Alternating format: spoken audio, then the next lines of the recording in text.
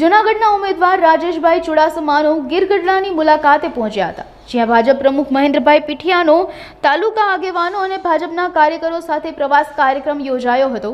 રાજેશભાઈ ચુડાસમાનો કાર્યકરોને ઉના ગીરગઢડા ધારાસભ્ય મત વિસ્તારમાંથી 1 લાખ મતોની લીડ આપવા આહવાન કરવામાં આવ્યું હતું। આ તકે ઉના ધારાસભ્ય કેસી રાઠોડ, જિલ્લા ભાજપ પ્રમુખ, જિલ્લા કારોબારી ચેરમેન, જિલ્લા ભાજપ મહામંત્રી સહિતના આગેવાનો તેમજ બહોળી સંખ્યામાં કાર્યકરો ઉપસ્થિત રહ્યા હતા। આજની આ બેઠકમાં ઉપસ્થિત જિલ્લાના અધ્યક્ષ મહેન્દ્રભાઈ, આદરણીય કાળુભાઈ, લોકપ્રિય ધારાસભ્ય, આપણા મંડળના પ્રમુખ કાળુભાઈ રૂપાલા, દયા બાપા, પ્રવીણભાઈ, ગંગાભાઈ, હર્ષભાઈ, વિજયભાઈ, સુરાભાઈ, નરેશભાઈ, આપણા ચેમ્બર ઓફ કોમર્સના બધા આગેવાનો, રાજુભાઈ, અનિલભાઈ, મંચ ઉપર ઉપસ્થિત સૌ આગેવાનો, આપ સૌ વડીલો, યુવાન દોસ્તો, મારી અગાઉ મહેન્દ્રભાઈ અને કાળુભાઈ સરકારની યોજનાઓ આ દેશને મજબૂત કરવા માટે, આ દેશને સુરક્ષિત કરવા માટે અને આ દેશની યોજનાઓ જે સરકારે બનાવી એના માટે થઈને આપણે સૌને વાત કરી। આપણે સૌ જાણીએ છીએ કે 7મી તારીખે લોકસભાનું મતદાન થવાનું છે। આ ચૂંટણી 2024ની ચૂંટણી આવનારી પેઢીના ભવિષ્ય માટે, આ ભારતના ભવિષ્ય માટે, જ્યારે આ દેશની ચૂંટણી હોય ત્યારે ચોક્કસપણે આ દેશનો સૌથી મોટામાં મોટો લોકશાહીનો પર્વ કહેવાય।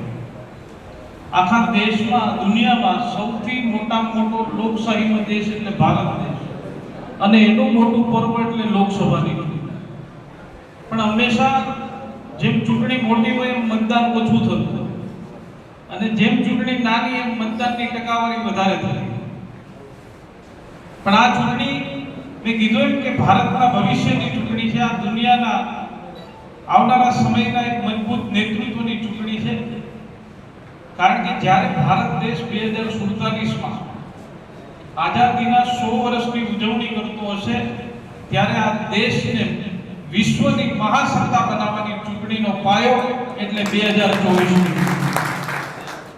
અને એટલા માટે દુનિયાએ નક્કી કરી લીધું છે કે 2024માં નરેન્દ્ર મોદીના નેતૃત્વમાં જ સરકાર બનવાની છે।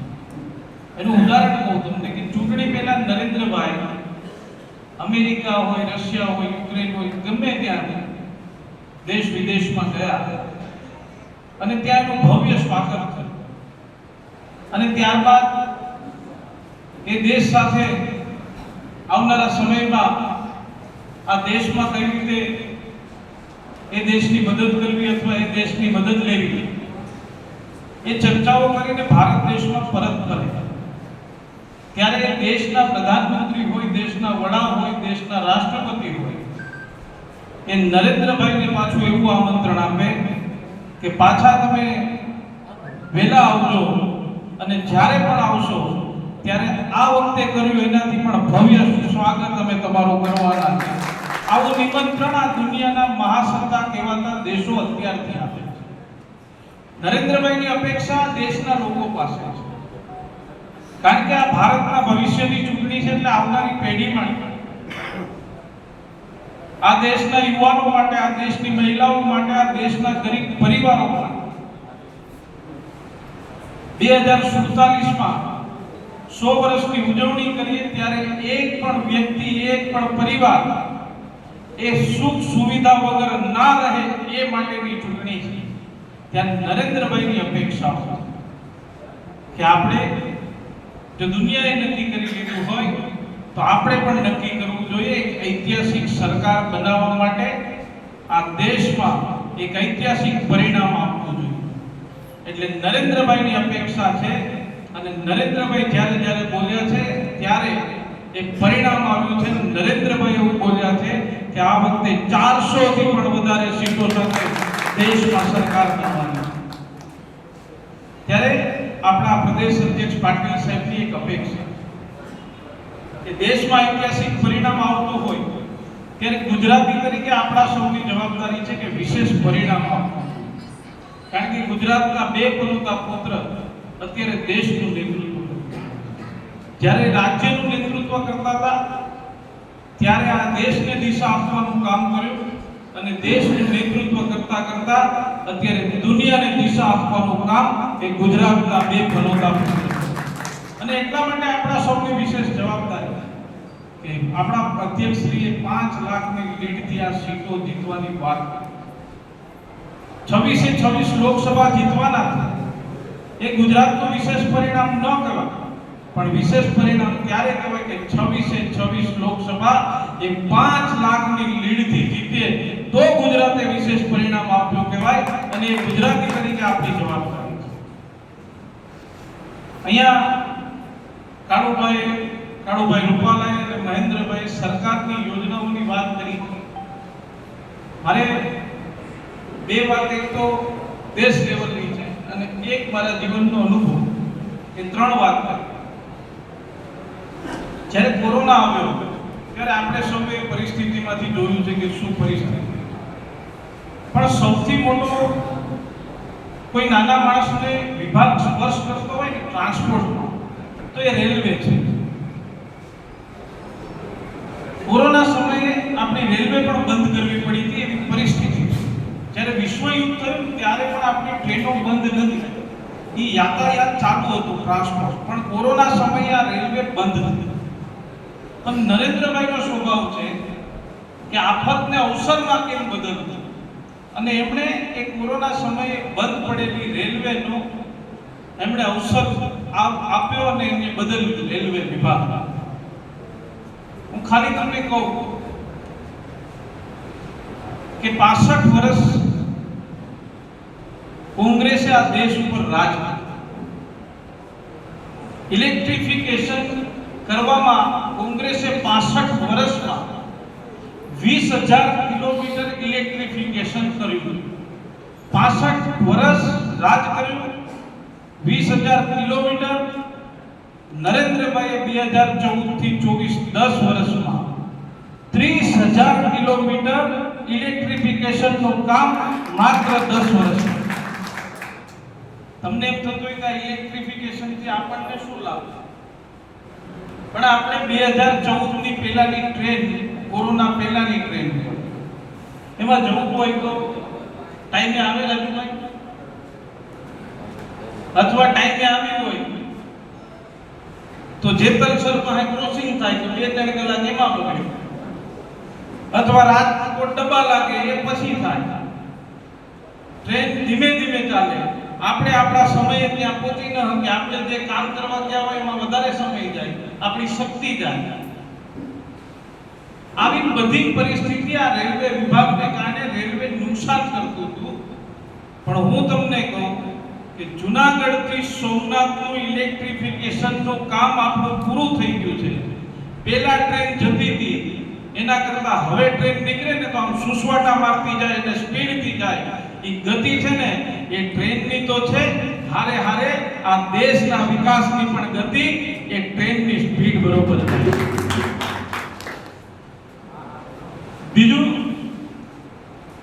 આપણે પહેલા આપણા 14 પહેલાના પ્રધાનમંત્રી વિદેશ જતા હતા, આપણે કોઈને ખબર પડતી કે વિદેશ ગયા, પણ હવે વિદેશ જતા હજી જવાનું વાત હોય ત્યાં ઉત્સવ શરૂ થઈ ગયો.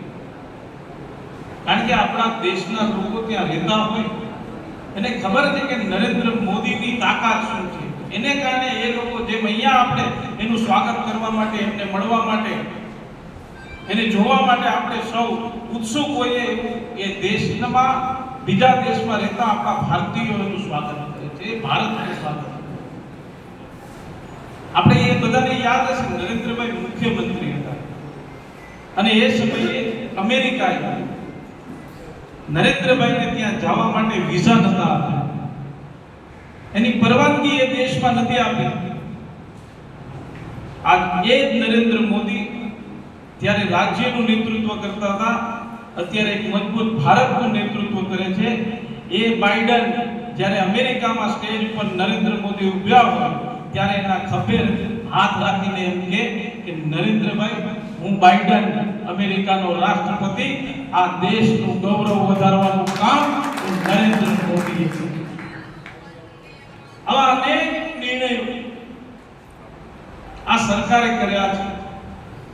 આ દેશના અર્થતંત્રને મજબૂત કરવાની વાત હોય, આ દેશના સીમાડાઓને સુરક્ષિત કરવાની વાત હોય, આતંકવાદને જડબાતોડ જવાબ દેવાની વાત હોય, આ દેશને એક બદલવાની વાત હોય, આવા અનેક નિર્ણયો કરીને આ દેશને એક મજબૂત રાષ્ટ્ર બનાવવાનું દેશના પ્રધાનમંત્રી નરેન્દ્ર મોદીએ કર્યું.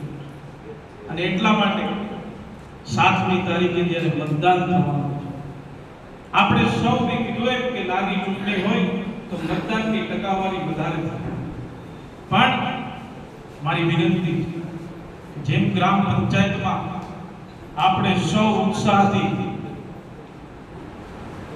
મતદાન કરાવતા હોય, લોકોનો સંપર્ક કરતા હોય, એવી રીતે આ ભારતના ભવિષ્યની ચૂંટણીમાં, આવનારી પેઢીના ભવિષ્યની ચૂંટણી માટે આપણે સૌ એમાં સહભાગી થવા માટે મતદાનની ટકાવારી ખૂબ ઊંચી લઈ જવી પડે. અને અહીંયાથી કાળુભાઈએ જે કીધું છે કે 1 લાખની લીડ, કાળુભાઈએ જૂનાગઢમાં ઉતાર કર્યો કે ઉના વિધાનસભાની 1 લાખની લીડ અમે તમને આપીશું એવું જૂનાગઢમાં કીધું. ત્યારે એમણે કેના ભરોસે, અહીંયા બેઠેલા, સામે બેઠેલા બધા આગેવાનોના ભરોસે કીધું હતું. અને કાળુભાઈનો ભરોસો તમે તોડશો નહીં એનો પણ મને વિશ્વાસ છે. કોંગ્રેસવાળા બેફામ રીતે બોલે છે અને આક્ષેપો કરે છે, પણ મને યાદ છે એ કોંગ્રેસવાળાને હું એટલું જ કહું છું કે આ કાળુભાઈ રાઠોડ હોય કે ભારતીય જનતા પાર્ટીનો કોઈ કાર્યકર્તા હોય કે આગેવાન હોય, ચાહે આ વિસ્તારમાં કોરોના જેવી મહામારી આવી હતી ત્યારે, તોકતે વાવાઝોડું આવ્યું ત્યારે, ભારતીય જનતા પાર્ટીનો એક કાર્યકર્તા ઘરે ઘરે જઈ અને મદદરૂપ થવાનું કામ એ આ વિસ્તારના કાળુભાઈના નેતૃત્વમાં ભારતીય જનતા પાર્ટીના આગેવાનો. અને એ સમયે કોરોનાની મહામારી હતી ત્યારે પણ આપણે સૌ જોયું છે, જ્યારે માનવતા મરતી હતી ત્યારે પોતાના જીવની પરવા કર્યા વગર ભારતીય જનતા પાર્ટીના આગેવાનોને લઈ અને લોકોની વચ્ચે જઈને એમને ક્યાંય અનાજ ન મળતું હોય તો એમને અનાજ આપવાનું કામ કર્યું, ક્યાંય કોઈ ભૂખ્યું સૂતું હોય તો એમને જમાડવાનું કામ કર્યું, ક્યાંય કોઈને ઓક્સિજનની બોટલ જોતી હોય તો એમને ઓક્સિજન પૂરું પાડવાનું કામ કર્યું, કોઈને અહીંયાથી બહાર લઈ જવાનો હોય તો એ બહાર મોકલવાનું કામ આ ભારતીય જનતા પાર્ટીના આગેવાનોએ કર્યું. અને જ્યારે તોકતે જેવી વાવાઝોડું આવ્યું, આપણે સૌ એ પરિસ્થિતિમાંથી નીકળ્યા છે. વડીલો એવું કહેતા હતા કે આવું વાવાઝોડું અમે ક્યારેય નથી જોયું ને, આપણે ફક્ત આ વિસ્તારની પરિસ્થિતિ જોઈ લીધી. અમે પણ આ વિસ્તારમાં 10-10, 15-15 દિવસ સુધી રોજ માટે આવતા હતા. અમારી પણ ક્યાંય નજર નથી પડતી.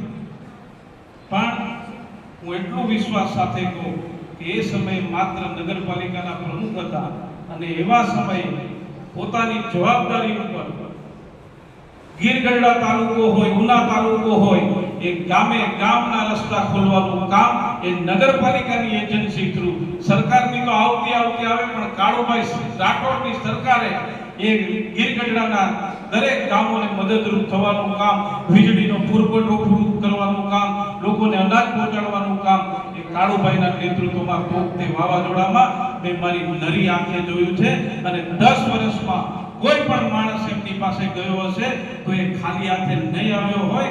આવા લોકનાયક ઉપર જો કોઈ આક્ષેપ કરતા હોય તો એ ખોટું છે. ત્યારે મારી આપ સૌને વિનંતી છે કે એમણે પોતાની જવાબદારી સાથે કીધું છે કે આ વિસ્તારમાંથી 1 લાખની લીડ આપવાની.